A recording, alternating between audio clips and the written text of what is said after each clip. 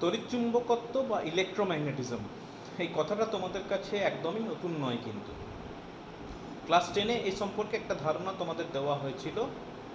বলা হয়েছিল তড়িৎ এবং চুম্বক এরা পরস্পর সম্পর্কযুক্ত, এবং এ সম্পর্কে প্রথম যিনি ধারণা দিয়েছিলেন তিনি হচ্ছেন বিজ্ঞানী ওরস্টেড। কি বলেছিলেন বা ওরস্টেডের পরীক্ষাটা কেমন ছিল, যদিও দশম শ্রেণীতে তোমাদের ছিল, তাও আমি আর একবার আলোচনা করছি। দেখো, ওরস্টেড এইভাবে একটা পরীক্ষা করেছিলেন। তিনি একটা পরিবাহী তার নিয়েছিলেন। সেই পরিবাহী তার ওরস্টেড এর পরীক্ষা কি করেছিলেন, তিনি একটা পরিবাহী তার নিয়েছিলেন। পরিবাহী তার, কন্ডাক্টিং ওয়্যার, তার খুব কাছাকাছি তিনি একটা ম্যাগনেটিক নিডল রেখেছিলেন। ম্যাগনেটিক নিডল আশা করছি জানা আছে যে এটা সবসময় উত্তর দক্ষিণমুখী হয়ে থাকে, মানে যে কোনোভাবে তুমি ঘুরিয়ে দাও না কেন এটা আবার সেই উত্তর দক্ষিণমুখী হয়ে অবস্থান করবে। এটা হচ্ছে এর একটা গুরুত্বপূর্ণ বৈশিষ্ট্য, এবং যতক্ষণ না তুমি এর সামনে কোনো ম্যাগনেট রাখছো ততক্ষণ পর্যন্ত এ কিন্তু ওই ওরিয়েন্টেশনেই রয়ে যাবে। তো ওরস্টেডের পরীক্ষাটা কীরকম ছিল, উনি বললেন যে এই তারটাতে যদি আমি কোনো একটা তড়িৎ প্রবাহ চালনা করি, আচ্ছা আগে বলে রাখি যে I = যদি 0 হয়, দেখা গেল এই শলাকাটার কোনো অবস্থানের পরিবর্তন হলো না।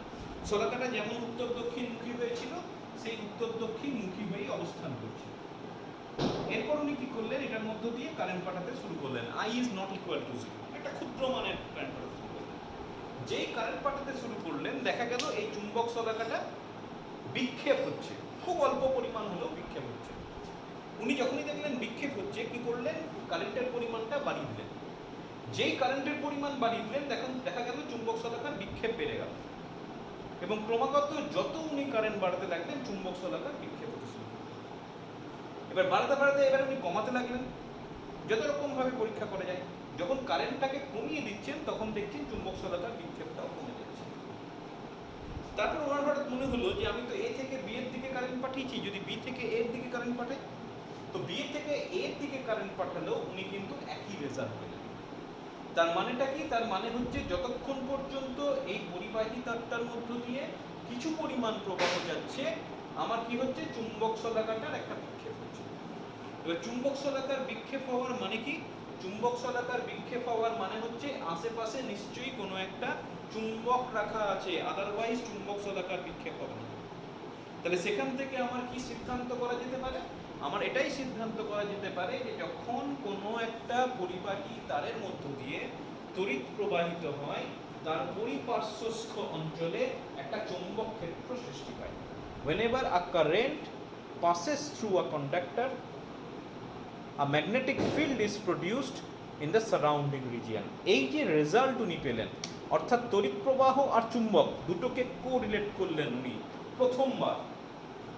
এবং এটা বলতে পারো যে ফিজিক্সের একটা নতুন দিগন্তের উন্মোচন করে দিল। মানুষের আগে কোনোদিন ধারণা ছিল না যে তড়িৎ আর চুম্বকের মধ্যে সম্পর্ক, এরকম সম্পর্ক থাকতে পারে। উনি প্রথম দেখালেন যে whenever a current passes through a conductor, a magnetic field is produced in its surrounding region. অর্থাৎ কোনো একটা পরিবাহী তারের মধ্য দিয়ে যদি তড়িৎ প্রবাহিত হয়, তার পরিপার্শ্বস্থ অঞ্চলে চৌম্বক ক্ষেত্র সৃষ্টি হয়।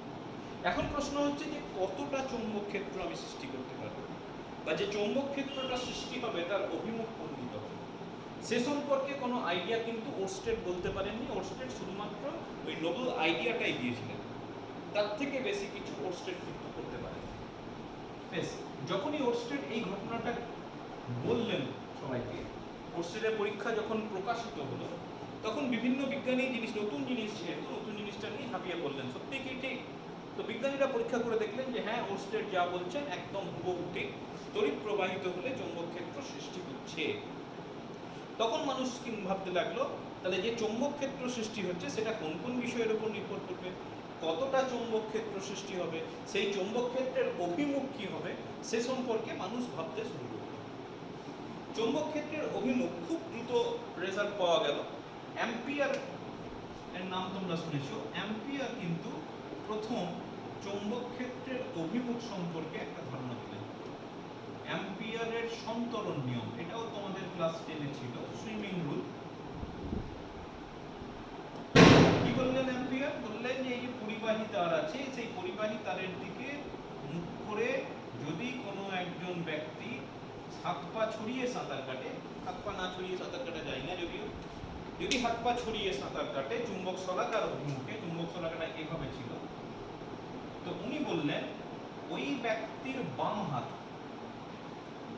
ওই ব্যক্তির বাম হাত যেদিকে বিক্ষিপ্ত হবে চুম্বক শলাকার উত্তর মেরু, এটা উত্তর মেরু সাপোজ, উত্তর মেরু সেই দিকে বিক্ষিপ্ত হবে। খুব সিম্পল আইডিয়া। তো আমি যদি এইভাবে ভাবতে পারি, এটা একটা পরিবাহী তার, তার নিচে একটা চুম্বক শলাকা বা কাছে একটা চুম্বক শলাকা আছে, চুম্বক শলাকার উত্তর মেরু এদিকে আছে, উত্তর মেরুর দিকে মাথা করে একজন ব্যক্তি সাঁতার কাটছে, তাহলে তার বাঁ হাত কোন দিকে যাচ্ছে? বাঁ হাত সাঁতার কাটতে গেলে বাঁ হাত এইদিকে যাচ্ছে, তাহলে চুম্বক শলাকাটা কি হবে? যদি এইভাবে থাকে চুম্বক শলাকাটা বাঁ দিকে ঘুরে যাবে। তাহলে চুম্বক শলাকার অভিমুখ দেখে আমি বলে দিতে পারি যে চুম্বক ক্ষেত্রটা কোন দিকে সৃষ্টি হয়েছে। এটাও কিন্তু তোমাদের কাছে নতুন নয়, ক্লাস 10 তোমরা অ্যাম্পিয়ারের সন্তরণ নিয়ম যথেষ্ট গুরুত্ব দিয়ে পড়েছিলে এবং পরীক্ষাতেও আসতো। তাহলে তোমরা জানতে কতটুকু যে তড়িৎ প্রবাহের ফলে চৌম্বক ক্ষেত্র সৃষ্টি হয় এবং চৌম্বক ক্ষেত্রের অভিমুখ কোন দিকে হবে সে সম্পর্কে তোমাদের আইডিয়া থাকার কথা। কিন্তু কতটা চৌম্বক ক্ষেত্র সৃষ্টি হবে সে সম্পর্কেও কোনো আইডিয়া না ওরস্টেড না অ্যাম্পিয়ার কেউ দিতে পারেনি। সে সম্পর্কে প্রথম যিনি আইডিয়া দিয়েছিলেন বায়োসেফার্ড।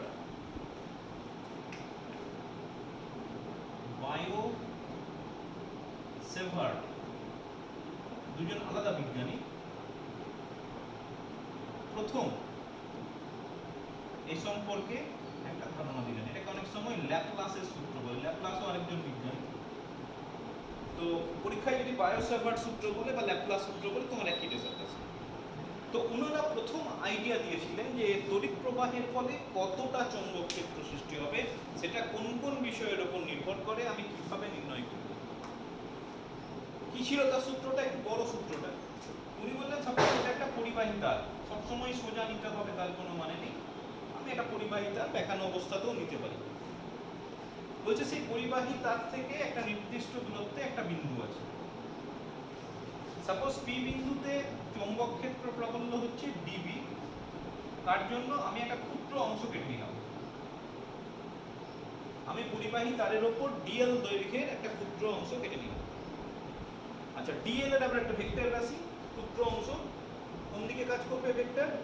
সবসময় মনে রাখবে ডিএল এর অভিমুখ হবে প্রবাহের অভিমুখে, প্রবাহ যেদিকে যাবে সেই অভিমুখে যদি স্পর্শক টানা হয় that will give us the direction of DL. তাহলে আমি একটা ক্ষুদ্র অংশ কাটলাম ডিএল দৈর্ঘ্যের, তার অভিমুখ হচ্ছে স্পর্শক বরাবর। যেহেতু প্রবাহটা এদিকে আছে আমি স্পর্শকটা এই বরাবর নিয়েছি, যদি প্রবাহটা এদিকে আসতো আমি স্পর্শকটা এই বরাবর নিয়েছি। আচ্ছা, এই ডিএল থেকে পি বিন্দুর দূরত্ব আর, এখানে আমি একটা ভেক্টর চিহ্ন দিলাম, আর এর অভিমুখ আমি ধরে নিলাম দিস অ্যাঙ্গেল ইজ থিটা। কোন অ্যাঙ্গেলটা থিটা? খেয়াল রেখো যে ডিএল এবং আর এর মধ্যবর্তী কোণ হচ্ছে থিটা। তাহলে কি পেলাম? একটা পরিবাহী তারের মধ্য দিয়ে তড়িৎ প্রবাহিত হচ্ছে আই মানে, সেই তারের উপর আমি একটা ক্ষুদ্র অংশ কেটে নিলাম, সেই ক্ষুদ্র অংশের অভিমুখ দেখিয়েছি, সেই ক্ষুদ্র অংশ থেকে আর দূরত্বে একটা বিন্দু আছে পি, এই দুটোর মধ্যবর্তী কোণ থিটা। পি বিন্দুতে চৌম্বক ক্ষেত্র প্রাবল্য ডিবি, স্মল অ্যামাউন্ট যেহেতু সেহেতু চৌম্বক ক্ষেত্রের মানটাও স্মল ধরেছি, ডিবি মানে small amount of magnetic field, not D into B, ডিটা কোনো দৈর্ঘ্য নয়। আচ্ছা, উনি বলে দিলেন বায়োসেফার্ড, উনি বললেন যে ডিবিটা পাওয়া যাবে that must be proportional to y expected। সেটা ওরস্টেড পরীক্ষাতেও দেখেছিলাম যে প্রবাহমাত্রার মান যত বৃদ্ধি করা যাবে চৌম্বক ক্ষেত্র প্রাবল্যের মান তত বৃদ্ধি পাবে। তাহলে এদের মধ্যে সমানুপাতিক সম্পর্ক, প্রপোর্শনাল। আচ্ছা, উনি বলে দিলেন ডিবি প্রপোর্শনাল টু ডিএল, সেটাও এক্সপেক্টেড যে আমি যত বেশি দৈর্ঘ্যের পরিবাহী তার নেব তত বেশি পরিমাণ চৌম্বক ক্ষেত্র সৃষ্টি হবে, আর যদি দৈর্ঘ্য কম হয় তাহলে কম হবে, তাহলে সমানুপাতিক। আরো উনি বলে দিলেন যে dB proportional to sine theta. এটা খেয়াল রাখবেন, থিটাটা কি? বারবার বলছি theta is the angle between dl and r. এই দুটোর মধ্যবর্তী কোণ যদি থিটা হয়, dB is proportional to sine theta. আরেকটা গুরুত্বপূর্ণ বললেন যে ডিবি প্রপোর্শনাল টু 1/r²। এই এতগুলো সম্পর্কে তুমি বললেন যে চৌম্বক ক্ষেত্রটা সৃষ্টি হবে এই এতগুলো কম্পোনেন্ট বা এতগুলো কোয়ান্টিটির উপর সে ডিপেন্ড করবে। এবং কিভাবে ডিপেন্ড করবে সেটাও বলে দেওয়া হলো। This is proportional to I, I যত বৃদ্ধি পাবে ডিবি বৃদ্ধি পাবে। প্রপোর্শনাল টু ডিএল, এক্সপেক্টেড যত পরিবাহীর দৈর্ঘ্য বেশি হবে তত বেশি হবে। প্রপোর্শনাল টু সাইন থিটা, থিটাটা খেয়াল রেখো, it is the angle between dl and r. আর দূরত্বের বর্গের ব্যস্তানুপাতিক। তো দূরত্বের বর্গের ব্যস্তানুপাতিকটা তোমাদের কাছে নতুন নয়, তোমরা যত সূত্র পড়েছো তুমি খেয়াল করে দেখো, গ্র্যাভিটেশনাল ল অফ গ্র্যাভিটেশন সেখানেও F is proportional two 1/r²। তুমি পড়েছো ইলেকট্রোস্ট্যাটিক্স কুলম্বের সূত্র, সেটাও প্রপোর্শনাল টু 1/r²। এখানে বায়োসেভার্টের যেটা সূত্র পেলে, যেটা ম্যাগনেটিক ফিল্ড ইন্টেন্সিটি চৌম্বক ক্ষেত্র প্রাবল্য, সেটাও কিন্তু প্রপোর্শনাল টু 1/r²। এবার যৌগিক ভেদের সূত্র থেকে একটা রাশি সব রাশিগুলোর সমানুপাতিক, তাহলে যৌগিক ভেদের উপপাদ্য থেকে আমি অবশ্যই লিখতে পারি dB proportional to I dl sine theta by r, সবগুলো গুণ হয়ে যায়। ঠিক, এবার যখনই প্রপোর্শনাল এলো অবভিয়াসলি পরের লাইনে একটা কনস্ট্যান্ট আসবে, K I dl sine theta by R square. তাহলে এটা হয়ে গেল বায়োসেভার সূত্রের গাণিতিক রূপ। এখনো ফাইনাল রূপে আমি আসি, মোটামুটি এই ধরনের একটা ফর্ম আমি পেলাম। এখন প্রশ্ন হচ্ছে এই যে কনস্ট্যান্ট পেলাম, এই কনস্ট্যান্টটার নেচার কি হবে? তো দেখা গেল ইলেকট্রোস্ট্যাটিক্সের মতোই কনস্ট্যান্টের nature K depends on, first of all it depends on the medium, মাধ্যমের উপর নির্ভর করে, আর 2 নম্বর নির্ভর করে একক পদ্ধতির উপর নির্ভর। ঠিক যেমন কুলম্বের সূত্র ছিল, কুলম্বের সূত্রের যে ধ্রুবকটা ছিল তুমি খেয়াল করে দেখবে সেটাও কিন্তু এই দুটো রাশির উপর নির্ভর করেছিল। একটা হচ্ছে medium on which we are considering the case, আমরা যেখানে গোটা ব্যাপারটাকে নিচ্ছি সেই মাধ্যমটার উপর নির্ভর করবে। আর একটা কি করবে, একক পদ্ধতি, মানে আমি সিজিএস পদ্ধতি নিচ্ছি না এসআই পদ্ধতি নিচ্ছি, এই দুটোর উপর ডিপেন্ড করবে। এফপিএস পদ্ধতি নিয়ে কোনো আলোচনা এখানে নেই, শুধুমাত্র সিজিএস বা এসআই। বেশ, তো বলে রাখি সিজিএস পদ্ধতি, সিজিএস পদ্ধতি এবং বায়ু মাধ্যম, সব কিছুই বায়ু মাধ্যমকে নিয়ে, কে ইকুয়াল টু 1 সিম্পল। তাহলে আমার ডিবি ইকুয়াল টু করে থাকবে I dl sine theta by R square, যদি সিজিএস পদ্ধতি হয়। তো সিজিএস পদ্ধতি নিয়ে তোমাকে কোনো অঙ্ক দেবে না, কোনো কিছু আলোচনাও দেবে না, গুরুত্ব নেই। সিজিএস পদ্ধতি নিয়ে জেনে আমার লাভ নেই, আমাদের সব কিছুই এসআই পদ্ধতিতে। এসআই পদ্ধতিতে যদি আমি করি এবং যদি বায়ু মাধ্যম নিয়ে নিই, তাহলে সেক্ষেত্রে কে এর মান হয়ে যাচ্ছে μ0/4π। আচ্ছা, এখানে একসঙ্গেই বলে রাখি, যদি বায়ু মাধ্যম না বলে যে কোনো মাধ্যম বলে, তাহলে কিন্তু সেটা হবে μ/4π। যেহেতু বায়ু মাধ্যমটা স্পেশাল, আমাদের সব ক্ষেত্রে বায়ু মাধ্যম ধরে নিই, তাহলে এখানেও আমি বায়ু মাধ্যম ধরে নিলাম, এবং সেক্ষেত্রে μ0টাকে বলা হয় শূন্য মাধ্যমের বা বায়ু মাধ্যম বলা যেতে পারে শূন্য মাধ্যমের চৌম্বক ভেদ্যতা। ঠিক আছে, ম্যাগনেটিক পারমিয়েবিলিটি, এখানে ভেদ্যতাটাকে বলা হয় পারমিয়েবিলিটি, এটাকে বলা হয় শূন্য মাধ্যমের চৌম্বক ভেদ্যতা। তো কত এর মান কি, একক কি পরে আসছি, তার আগে সূত্রটাকে শেষ করি। তাহলে ফাইনালি আমি এসআই পদ্ধতিতে আমার সব কিছু, তাহলে এসআই পদ্ধতিতে যখন আমার ক্যালকুলেশন হবে, সম্পর্কটা হয়ে যাবে dB equal to μ0/4π I dl sine theta by R square. এটা হয়ে যাচ্ছে বায়োসেভার সূত্রের গাণিতিক রূপ। খুব কঠিন কিছু নয়, একটু বড় হতে পারে, ধাপে ধাপে যদি আমি এগিয়ে যাই ব্যাপারটা খুব সহজেই আমি তৈরি করে নিতে পারবো। আচ্ছা বেশ, এবার বলে রাখি বি, বি এর একক অবশ্যই ভেক্টর রাশি। বি এর একক যদি আমি দেখি, বি এর একক হয়ে যাচ্ছে, এসআই পদ্ধতিটাই আমি বেশি নেব, টেসলা, শর্টে বলা হয় টি। টেসলা মানেই হচ্ছে weber per metre square. In general tesla বলা হয়, সেটাকে বলা হয় ভেঙে বলা হয় ওয়েবার পার মিটার স্কয়ার, পরে আবার ওয়েবারের ব্যাপারটা আসবে। তাহলে এসআই পদ্ধতিতে টেসলা, আর সিজিএস পদ্ধতিতে হচ্ছে গাউস, শর্টে জি। এটা হচ্ছে সিজিএস, এবং এদের মধ্যে রিলেশন মনে রাখবে 1 tesla equal to 10 to the power 4 gauss. খুব ইম্পর্টেন্ট একটা রিলেশন, কাজে লাগে খুব। তাহলে এটা হচ্ছে টেসলা, এটা হচ্ছে গাউস, 1 টেসলা হচ্ছে 10 টু দি পাওয়ার 4 গাউস। ঠিক আছে, বেশ। এবার আমি মেইনলি ইন্টারেস্টেড এই যে মিউটাকে নিয়ে। নতুন একটা রাশি পাওয়া গেছে, তাহলে সেই রাশিটার একক কি হবে, সেই রাশিটার মাত্রা কি হবে? অবভিয়াসলি বুঝতে পারছো এটা এমন একটা রাশি যেটা মাধ্যমের ধর্মটাকে নির্দেশ করছে। যেহেতু মাধ্যমের নির্ভরশীলতা হিসেবে এসছে, তাহলে মাধ্যমটা কেমন হবে তার উপরে মিউ ডিপেন্ড করবে। আচ্ছা, মিউ যদি আমি একক বের করতে চাই বা মাত্রা বের করতে চাই, পদ্ধতি তোমরা জানো। কি করব আমি? এই সম্পর্ক থেকে আসবো। তাহলে ওখান থেকে আমি পাচ্ছি, দেখো, mu zero equal to 4 pi r square dB divided by I dl sine theta. আশা করছি ঠিক আছে। 4 pi r square dB divided by I dl sine theta.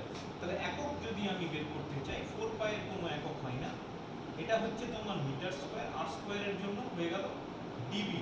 DB মানে আমি এক্ষুনি বললাম weber per metre square, divided by I. I মানে হচ্ছে অ্যাম্পিয়ার, ডিএল দৈর্ঘ্য, তাহলে এটা হয়ে গেল মিটার। সাইন থিটার কোনো একক হয় না। দেখো, খুব সহজ ব্যাপার। তুমি যদি মুখস্থ করতে যাও তাহলে খুব কঠিন ব্যাপার। আজকে করবে, কালকে ভুলে যাবে। কিন্তু তুমি জিনিসটা খেয়াল রাখো কিভাবে আসছে। আমি জাস্ট সরাসরি সম্পর্ক থেকে করে দিলাম, এইভাবে চলে আসছে। তাহলে এখান থেকে দেখো মিটার স্কোয়ার আর metre to the power minus 2 কেটে যাচ্ছে।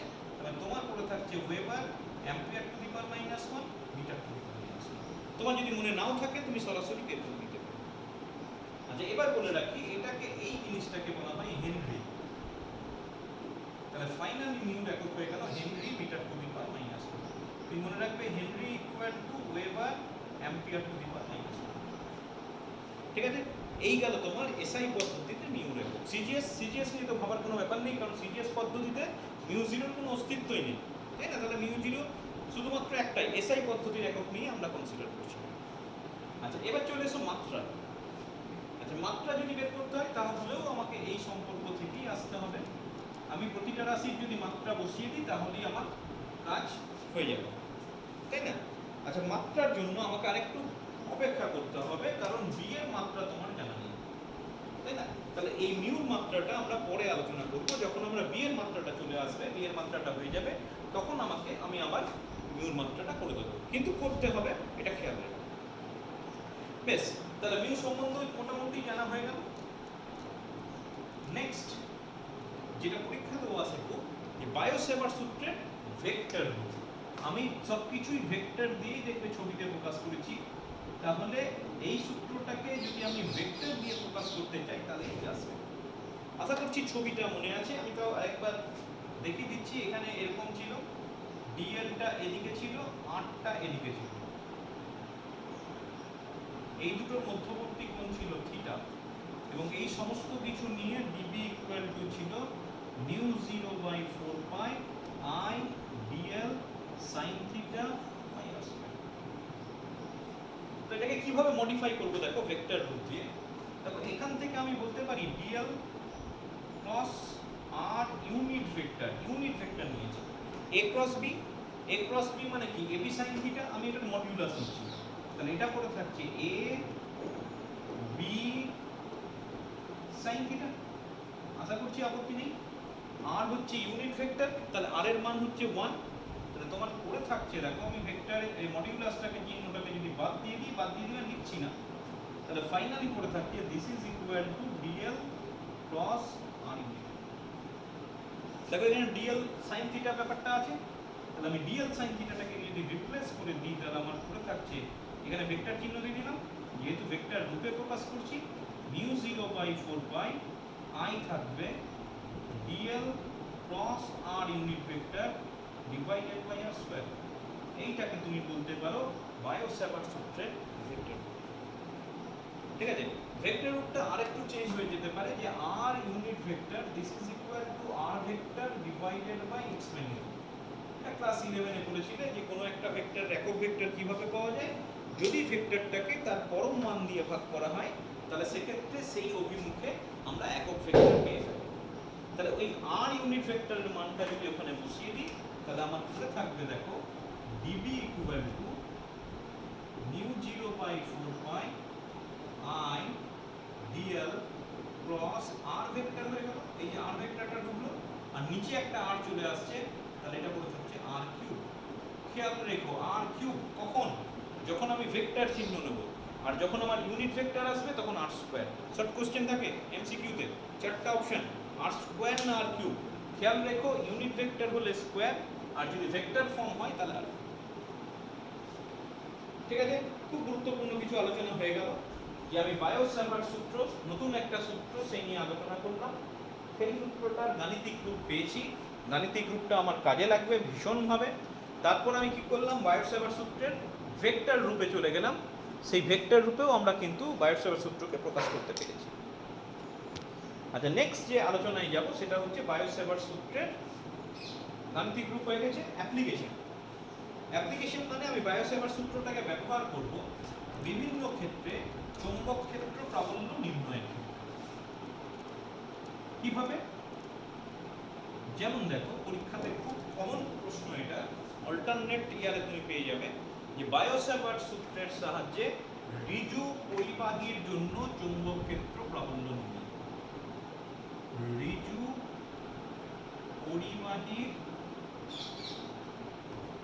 জন্য চৌম্বক ক্ষেত্র প্রাবল্য। Magnetic field intensity due to a straight conductor ঋজু পরিবাহী by using বায়ো-স্যাভার্ট law। আচ্ছা, ঋজু পরিবাহী বলেছে, তাহলে আমি ধরে নিলাম এটা আমার একটা ঋজু পরিবাহী, একটা নাম দিলাম সেপিকিউ। এই ঋজু পরিবাহী থেকে আর দূরত্বে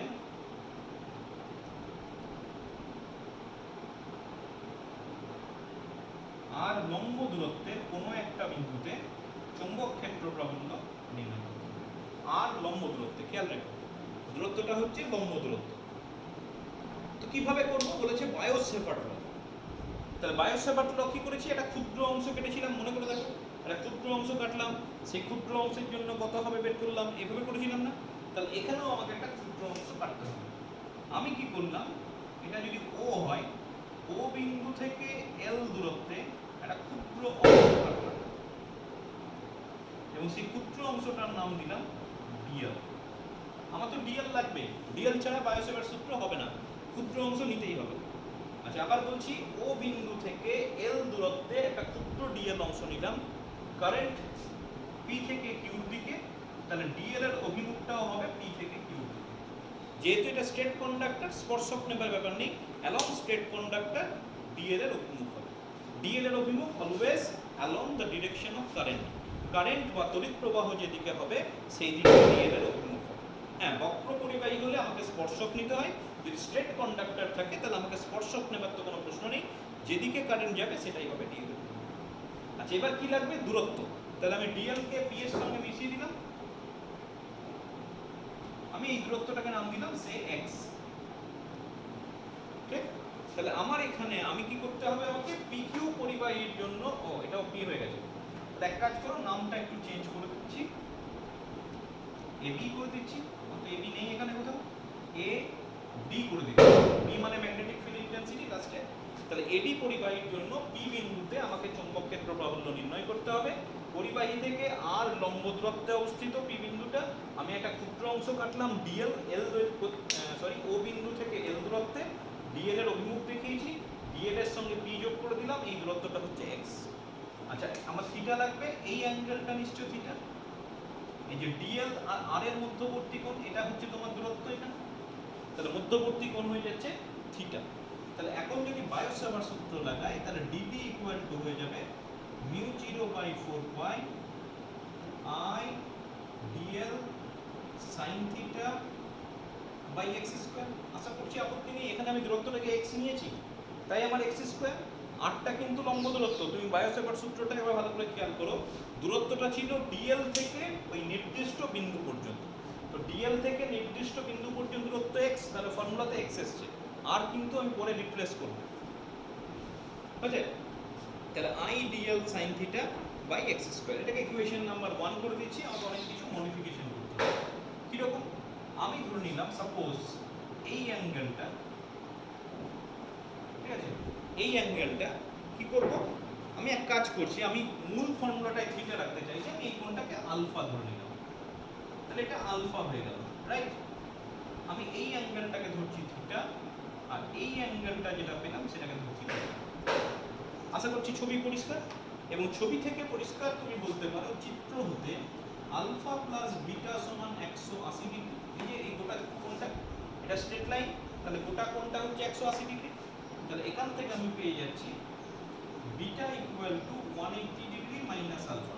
আমি এই আলফাটাকে রিপ্লেস করতে চাইছি কি দিয়ে? থিটা দিয়ে রিপ্লেস করতে চাইছি, আর এক্সটাকে রিপ্লেস করব আর দিয়ে। এটা হচ্ছে আমার মূল উদ্দেশ্য। আচ্ছা, বিটা সমান 180 মাইনাস আলফা। আবার তুমি যদি এই ট্রায়াঙ্গেলটা ভাবো, ট্রায়াঙ্গেলের তিন কোণের সমষ্টি কত? 180 ডিগ্রি। তাহলে ওই ট্রায়াঙ্গেল থেকে আমি লিখতে পারি beta plus theta plus 90 degree সমান 180 ডিগ্রি, ত্রিভুজের তিন কোণের সমষ্টি। তাহলে এখান থেকে পড়ে থাকছে দেখো theta equal to 90 minus beta, ঠিক আছে?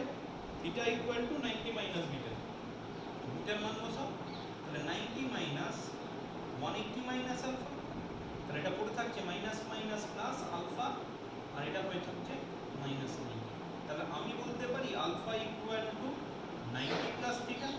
দেখো, ঠিক আছে? তাহলে আলফা আর থিটার মধ্যে আমি আলফা আর থিটাকে কোরিলেট করে ফেললাম। কি পেলাম? Alpha equal to 90 plus theta.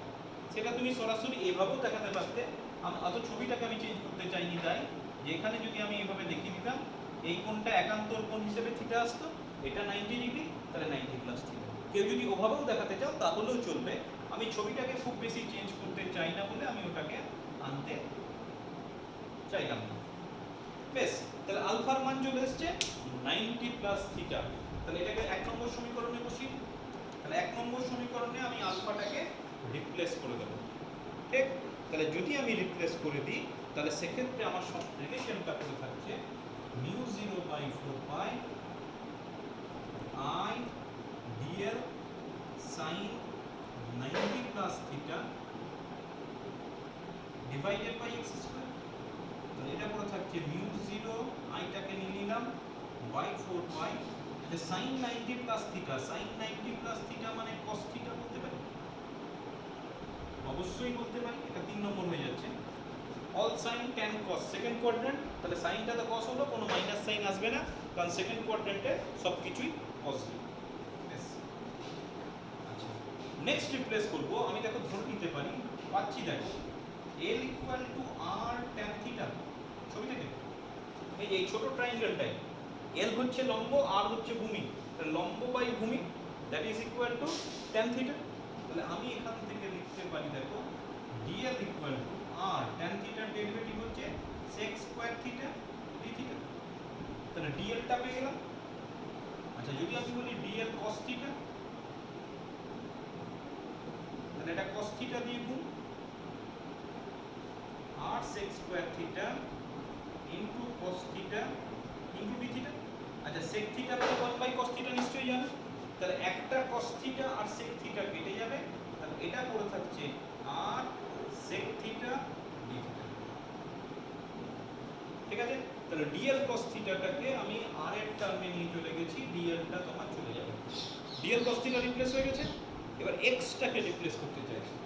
আবার এই ট্রায়াঙ্গেল থেকেই ভাবো, এখান থেকে যদি আমি cos থিটা নিই, দেখ cos থিটা ইকুয়াল টু পড়ে থাকছে r বাই x, তাহলে x ইকুয়াল টু পড়ে থাকছে r বাই cos থিটা। এবার 1 বাই cos থিটা মানে sec থিটা, তাহলে r ইকুয়াল টু পড়ে থাকছে, সরি x ইকুয়াল টু পড়ে থাকছে r sec থিটা। তাহলে এখানে তোমার dl cos থিটাও রিপ্লেস হয়ে গেছে, আবার x এর টার্মটাও রিপ্লেস হয়ে গেছে। তাহলে ফাইনালি এই সব জিনিসগুলোকে যদি রিপ্লেস করে দেওয়া যায়, dl cos থিটার জায়গায় এটা বসালাম আর x এর জায়গায় এটা বসালাম, তাহলে সেই ক্ষেত্রে বায়োট-স্যাভার্ট সূত্রের পরিবর্তিত হয়ে কি আসছে দেখো।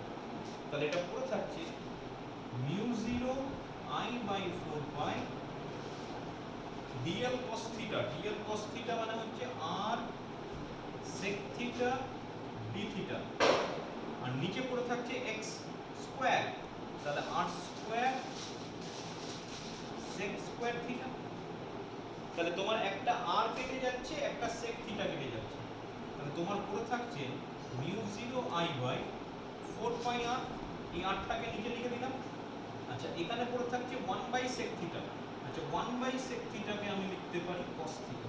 দেখো তাহলে ফাইনালি আমার পড়ে থাকলো ওই ক্ষুদ্র অংশের জন্য dl অংশের জন্য p বিন্দুতে চৌম্বক ক্ষেত্র প্রাবল্যের মান হয়ে যাচ্ছে এটা μ0I/4πr into cos theta d theta. কিন্তু এটা তো ক্ষুদ্র পরিবাহীর জন্য। এবার খেয়াল করে দেখো this is for this small element dl। তোমাকে কি বলেছে? তোমাকে বলেছে সমগ্র পরিবাহীর জন্য নির্ণয় করো। তাহলে আমি কি করব? গোটাটার উপর ইন্টিগ্রেশন করব বা সামেশন করে দেব। এটা ক্ষুদ্র অংশের জন্য করেছি, তারপরে এই ক্ষুদ্র অংশ ক্ষুদ্র অংশ ক্ষুদ্র অংশ এই টোটাল পরিবাহী করতে গেলে সবগুলোকে আমাকে যোগ করতে হবে। তো যোগ করারই একটা অন্য রূপ হচ্ছে সামেশন বা ইন্টিগ্রেশন। আমি কি করব? এখানে আমি ইন্টিগ্রেশন করে দেব। কিভাবে ইন্টিগ্রেশন করব? খুব সিম্পল। এটা হলো ক্ষুদ্র dl অংশের জন্য p বিন্দুতে চৌম্বক ক্ষেত্র প্রাবল্য। তাহলে আমি বলবো যে সমগ্র পরিবাহীর জন্য p বিন্দুতে চৌম্বক ক্ষেত্র প্রাবল্য সেটা হচ্ছে dv। এটা হচ্ছে ইন্টিগ্রেশন। তাহলে ইন্টিগ্রেশনে আমি কি করব? শুধুমাত্র পরিবর্তিত রাশিটাকে ইন্টিগ্রেশনের ভেতরে রাখলাম আর বাকিটাকে আমি বাইরে রেখে। ঠিক আছে? তাহলে আমার পড়ে থাকছে integration cos theta d theta. এবার প্রশ্ন হচ্ছে আমার একটা লিমিট লাগবে। লিমিট মানে ডেফিনিট ইন্টিগ্রাল। লিমিট কিভাবে করব? আমার a থেকে d পর্যন্ত পরিবাহীটা বিস্তৃত। আমার ইন্টিগ্রেশনটা কার উপর আছে? থিটার উপর। তাহলে আমাকে দেখতে হবে এখান থেকে এই পর্যন্ত থিটাটা কতটা ভ্যারি করছে। তাহলে আমি কি করলাম? p থেকে ডট ডট করে আমি এটা অন্য একটা কালি দিয়ে যোগ করে দেখাবে। আমি সাপোজ যোগ করলাম and let it makes an angle θ1. Similarly উপরের বিন্দুটাকেও যোগ করব, say this is θ2.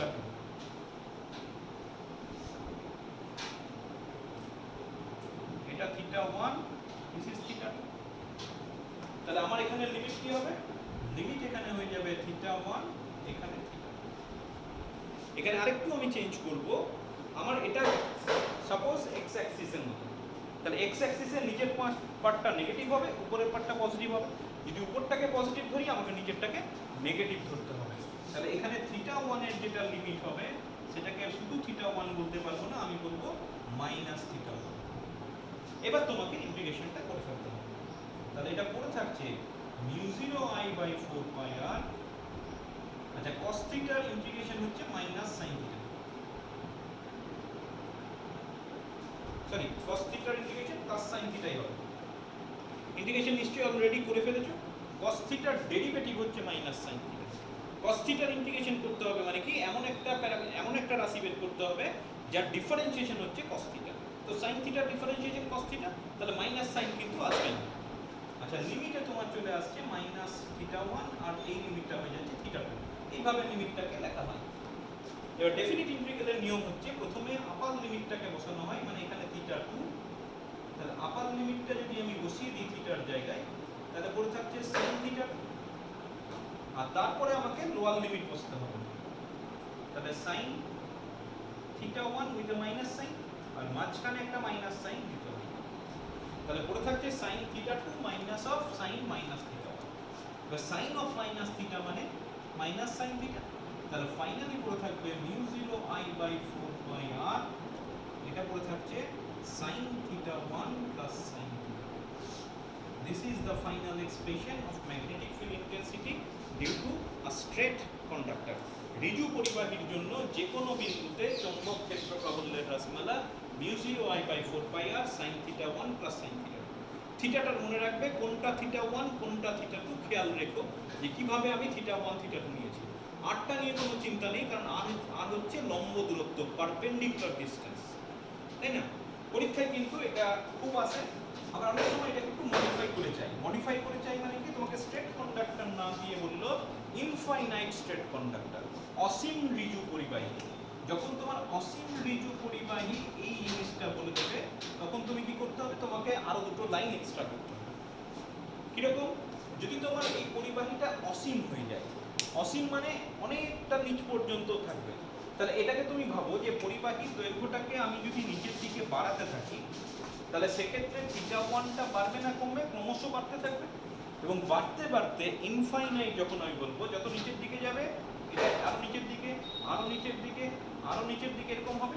তাহলে এই কোণটা ক্রমশ বাড়তে থাকবে, বাড়তে বাড়তে ফাইনাল কত হবে, থিটা 1 ইকুয়াল টু হয়ে যাবে 90 ডিগ্রি।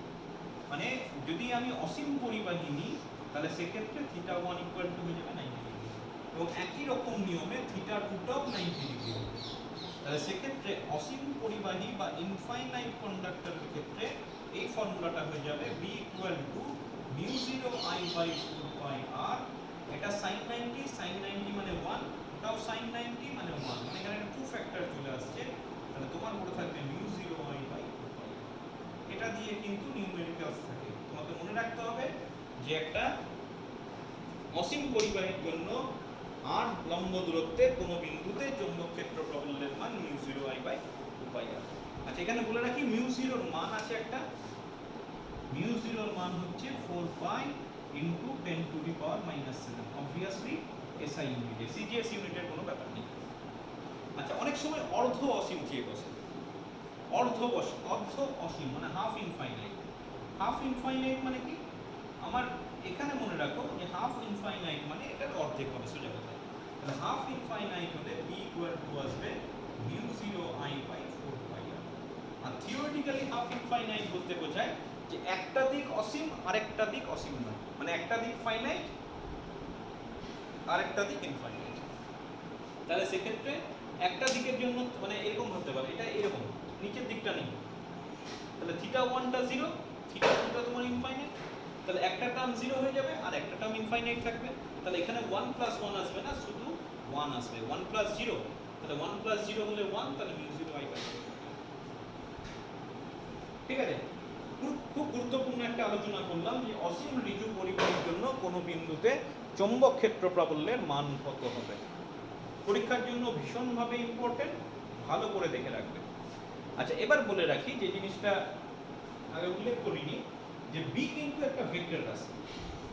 তাহলে যদি ভেক্টর রাশি হয় you should have to mention the direction of the magnetic.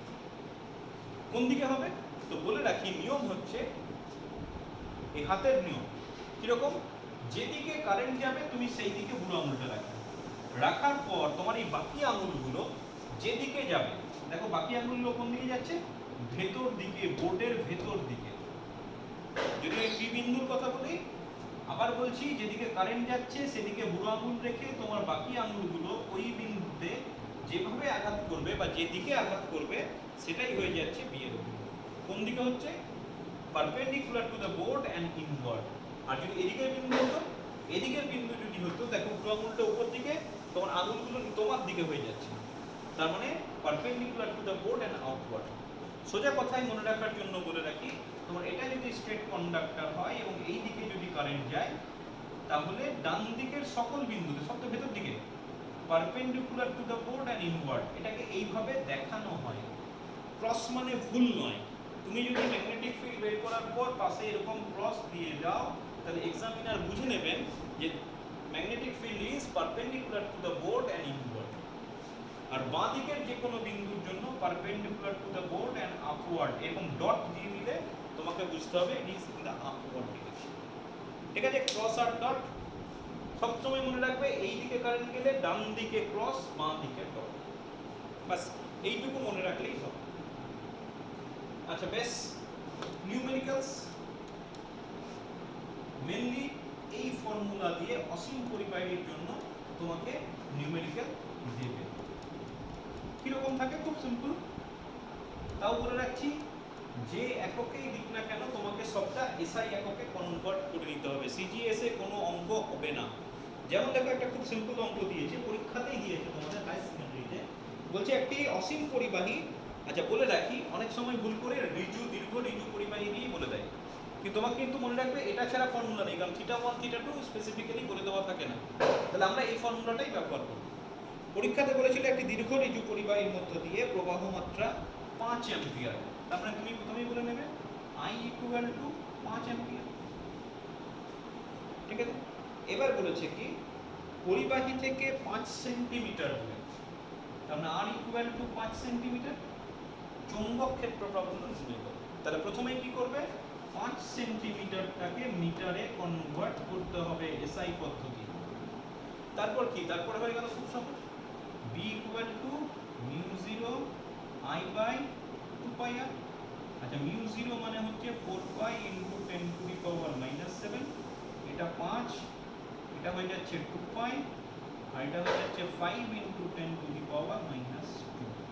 তাহলে এখান থেকে একটা 2 ফ্যাক্টর আসবে, 5 5 কেটে গেল, তাহলে 2 ইন্টু 10⁻⁻5 অবভিয়াসলি এসআই মানে এসআই। কত সিম্পল একটা অঙ্ক। আচ্ছা এবার একটু অন্যভাবে ভাবি, একটু এত সহজ নয়, এরকম একটা অঙ্ক দিয়েছে, বলছে তোমার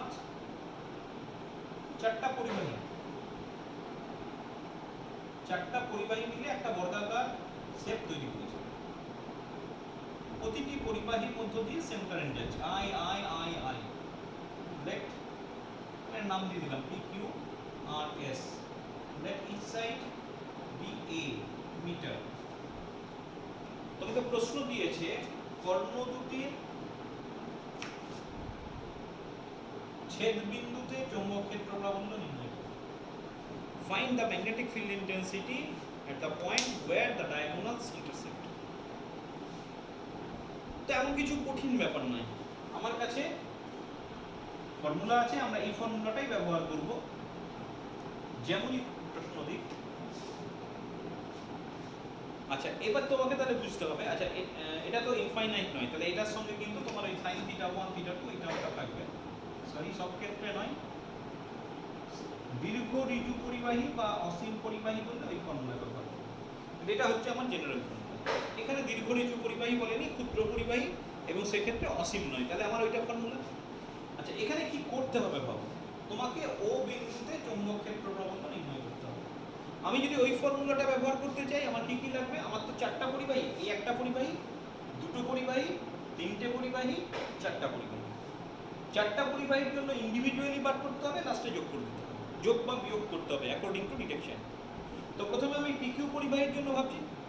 আচ্ছা তাহলে পিকিউ পরিবাহীর জন্য যখন আমি বার করব, আমার একটা লম্ব দূরত্ব লাগবে। এই যে ডট ডট করে যেটা দেখাচ্ছি সেটা হচ্ছে লম্ব দূরত্ব এসও, তাই না?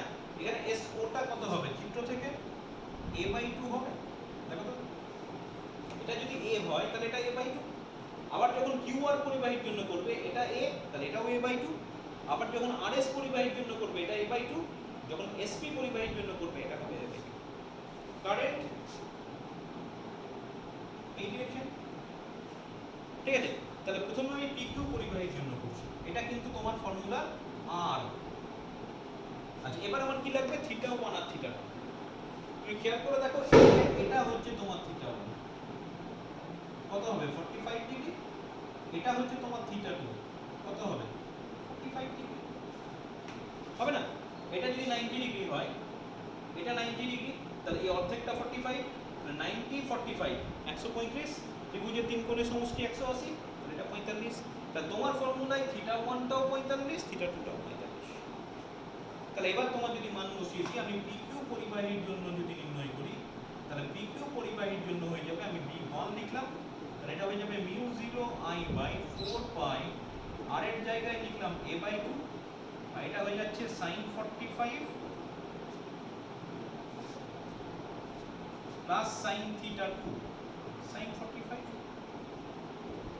sin 45 মানে 1/√2, তাহলে পড়ে থাকছে μ0I/2π এ, এটা দিয়ে এটা কেটে গেল। আচ্ছা এটা পড়ে থাকছে 2 sin 45।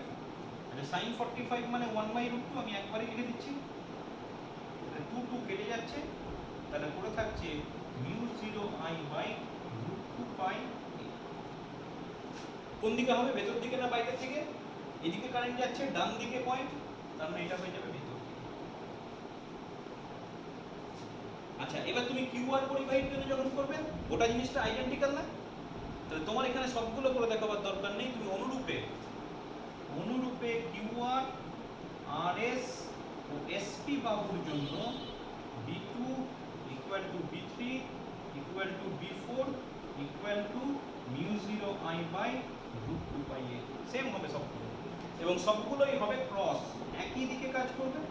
তুমি দেখে নাও যে কোনো ভাবে, এটার জন্য ডান দিকের বিন্দু, এটার জন্য ডান দিকের বিন্দু, এটার জন্য যখন ভাবছো তখন ডান দিকের বিন্দু। তাহলে নেট ম্যাগনেটিক ফিল্ড কি হবে? যোগ হয়ে যাবে। তাহলে আমি বলতে পারি net magnetic field B1 plus B2 plus B3 plus B4 মানে 4 ইন্টু B1, তাহলে এটা পড়ে থাকছে √2 দিয়ে যদি গুণ করি 4 কে 4 মিউ 0 I √2 পাই এ, একটা কেটে দিতে পারো 2 কে, তাহলে এটা পড়ে থাকবে 2 mu 0 I divided by pi a. ঠিক আছে, একই রকম ভাবে যদি একটা ত্রিভুজ বলে, সমবাহু ত্রিভুজ, সাপোজ এটা হচ্ছে সমবাহু ত্রিভুজ, সাপোজ বাহু বলে দিল এই, তোমাকে বললো মধ্যমাত্রয়ের ছেদবিন্দুতে চৌম্বক ক্ষেত্র প্রাবল্য নির্ণয় করো, find out the magnetic field intensity at the centre of mass.